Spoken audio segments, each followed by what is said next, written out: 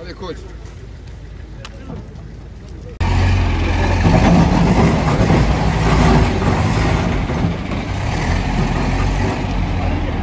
احنا اليوم كنتواجدوا هنا في هذه المنطقه من اجل مراقبه الطريقه ديال الهدم هذا ما يسمى بالصناديق اللي كاينه هنايا.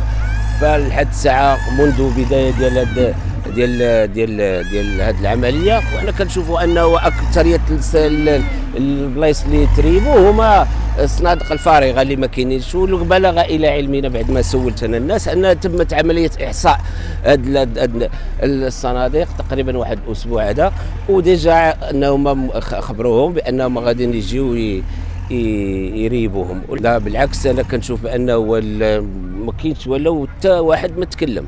يعني ربما واش هما مقتنعين بهذا الشيء اللي كيوقع لهم ولا ديجا هما مخالفين لهذا الشيء.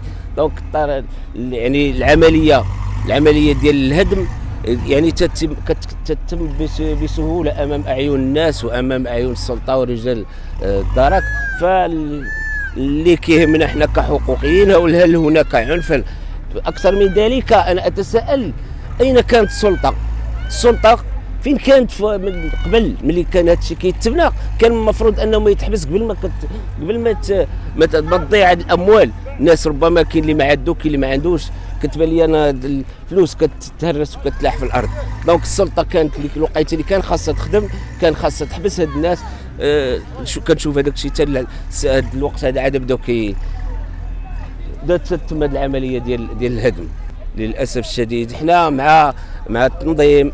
دونك الا كانت اعاده الهيكله خاص يعطوا الناس لي بلون باش يبنيو. دونك خاص العمليات ماشي حتى لدابا عاد نشوفوا هذه الطريقه اللي صراحه ما كتعجبش. هي تؤثر في النفوس، هي على المستوى الوطني، ولكن خاص بديل. خاصنا نشوفوا هل هناك يعني بديل الناس، لانهم الناس دابا ملي كتبني الا كان من اجل السكن راه من اجل السكن، الا كانت لانه من اجل الثراء مثلا كاين اللي كيبان لك انه شاري بقاعي وكيصوب الصنادق وكيبيع، هذيك حاجه اخرى.